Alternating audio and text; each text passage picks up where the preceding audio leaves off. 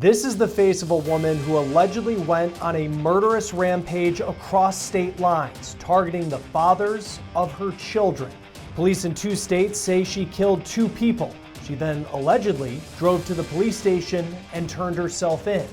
Child custody cases, they are messy, they are emotional, they are traumatic, and that is to say the least. And it was apparently a child custody battle in Missouri that sent one mom over the edge. Here's what we know about this case thus far that also has a crime scene over state lines in Arkansas. The mugshot you see here is Taylor Santiago. She is currently in custody just outside Springfield, Missouri. She's facing multiple charges, including murder. Police say she admitted to targeting 2 men who she had children with. On January 23rd, police say she drove roughly an hour from Aurora, Missouri, where she lived, to Eureka Springs, Arkansas. She allegedly shot a man who she had a daughter with and his girlfriend. Now, at the time of this recording, the man is still alive, but the woman has died. Police have yet to publicly name that victim, but her sister spoke with KOLR TV in Springfield and identified her as Sophia Williams. You can see some of the pictures here from her Facebook page. Her sister says that Williams and her boyfriend had just gained custody of Santiago's daughter. But police say Santiago wasn't done after what she's accused of doing in Arkansas. The 31-year-old then drove back to Missouri, where she lured Troy Huffman to her home and where she allegedly shot and killed him. Huffman also has a child with Santiago.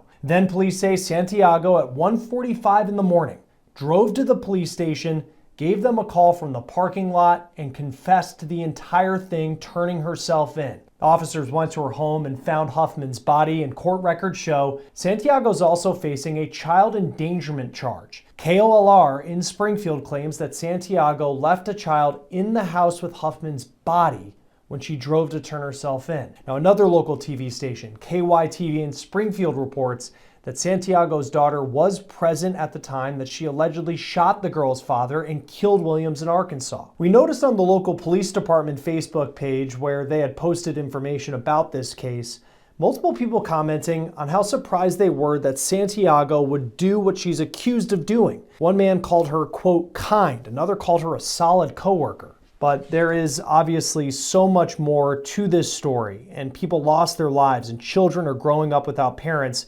because of what Santiago is accused of doing. She's currently being held without bond. Joining us now, trial attorney and divorce attorney, Randy Kessler. Randy, thanks for taking the time to be with us. Sad case here involving custody. 2 people lose their lives. What do you make of what we're hearing about what transpired? So unfortunately, this is something that we deal with all the time. We talk to judges all the time. We do postmortem right after the trial, like doctors do after the operation. And every single judge I ever talk to tells me they would much rather hear a murder trial than a custody case. They're so disturbing. And the violence that we hear, you don't hear violence about somebody getting convicted of a crime and sentenced to too many years. What you hear is somebody lost custody and they just go nuts and they take it out or they react. The dangerous cases, the violent cases are when people don't realize that what they have, the relationship with the children that is really fluid, all of a sudden becomes strict. And a judge in a robe, in a chair, says, these are the days and times you will see your daughter. There's nothing you can do about it. And it drives people to extremes. And unfortunately, this time, it went way too far.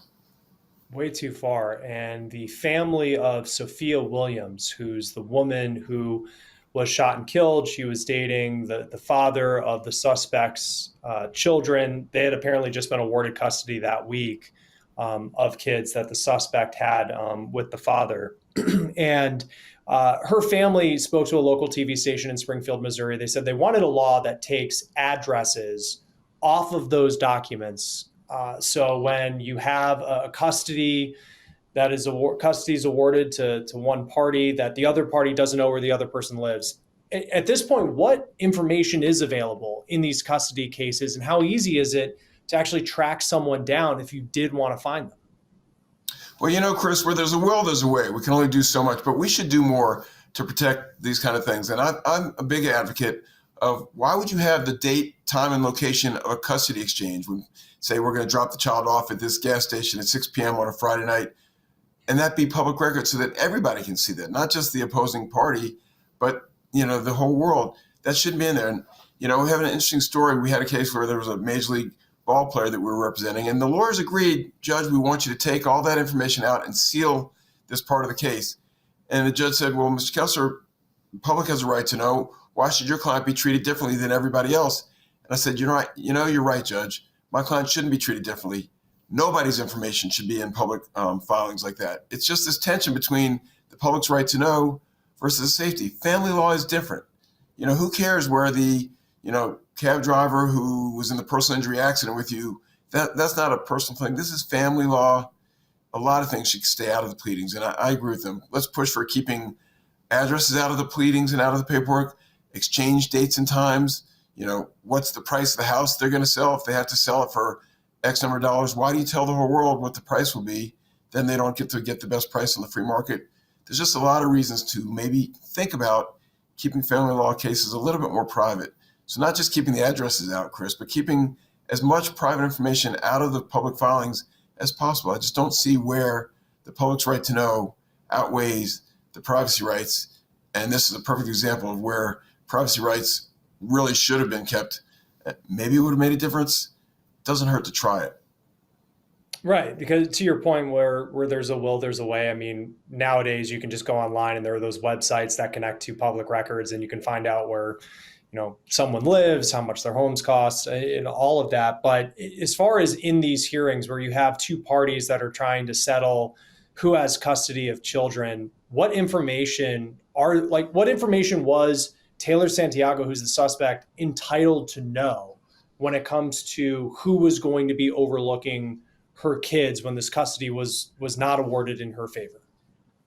Well, unless she's excommunicated and terminated as a parent, she has a right to know. Like my clients, when they have custody, they've got a duty to let the other side know not just where they live, but what's their trip itinerary. Are they going to take the child to another state, to another country?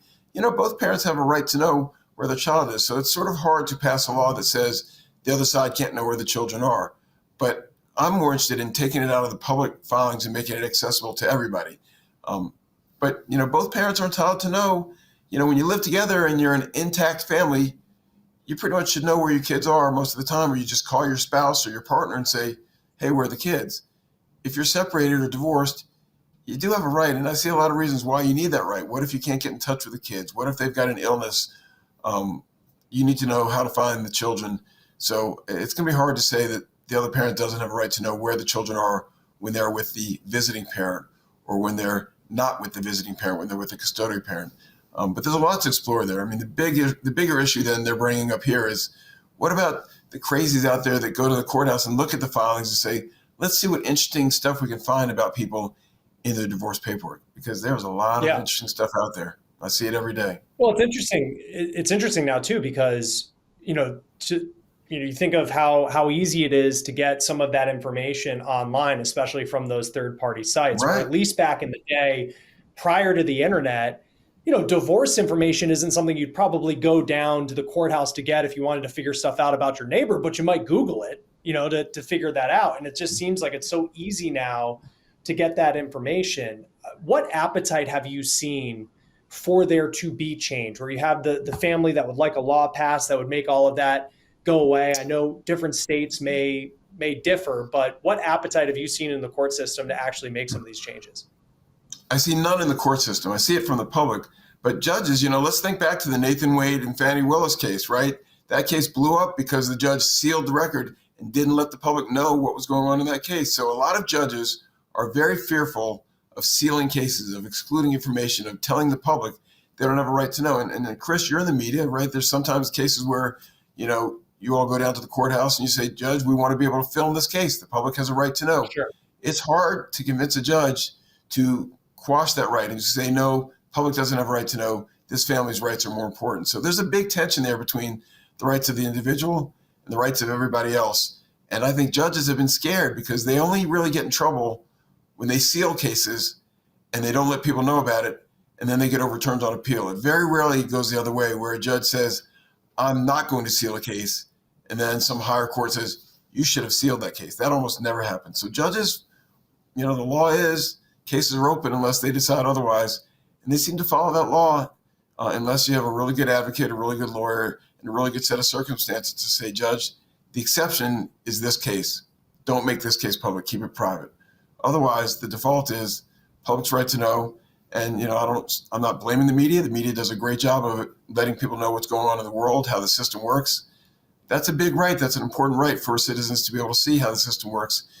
Very hard, I think, to convince judges and maybe legislatures to pass laws saying let's limit or eliminate the public's right or anybody's right to see what's going on in the courthouse. That's why this is so interesting to me. I think there should be some laws passed that at least carve out, when a child is under 10 years old, nobody else should know where this child is going to be, or under 14 or under 18. I don't know what the limit is, but there's some age at which, this stuff is nobody else's business. Yeah, because I think from the media point, just speaking from my own perspective, I believe in the public having a right to know. But then there's that whole level of, okay, information that perhaps the media can have access to, but then you think of as you said it, like the crazies that go down to the courthouse and find that information, or in this case, here's this mom who's completely lost it and then wants to go on a rampage and take the lives of people. How do you differ between who should have access to that information? I know you have represented some high profile clients, people who, when they step into a courtroom, you see their name, you know exactly who they are. What protections does someone like that get if maybe it's a high profile athlete that doesn't want their information public because they are a public person, compared to a case like this where you have just regular everyday people in Missouri and Arkansas going through what could be a similar custody battle? Yeah. So personally, I think the law should apply to everybody, right? You should have privacy, whether you are high profile or not. But, we have to take extra steps. And usually those people have a little bit more money. So there's some workarounds we can use.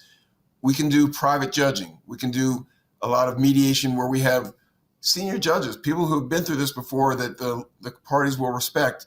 And that way we never step into a courthouse.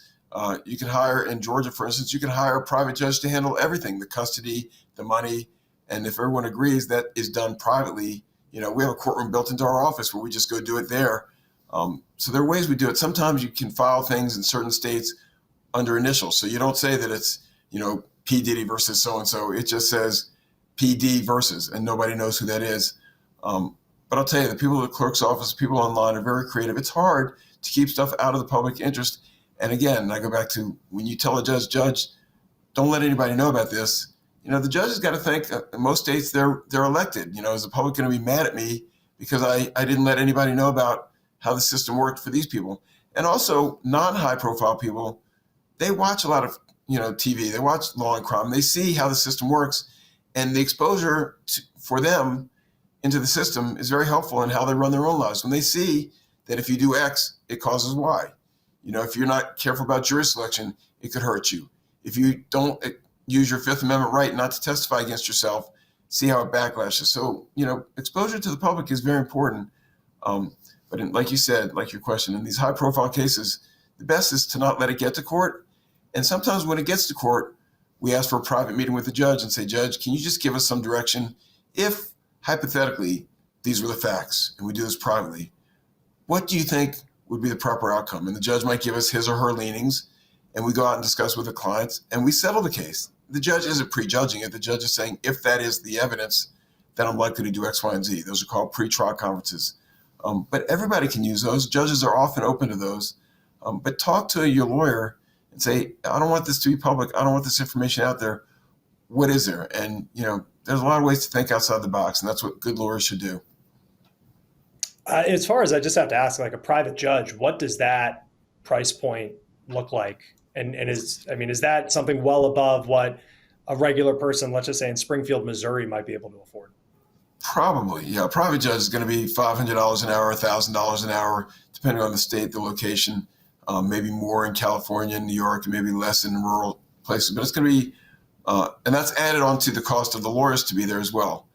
But, the trade-off, if you have something really important to fight about and you can afford that, and it is expensive, but the real judges, the ones that sit on the bench, love it because that's one ugly, messy case they don't have to think about. They're going to give it to somebody who is getting paid by the hour to take their time and to listen. And it sounds unjust.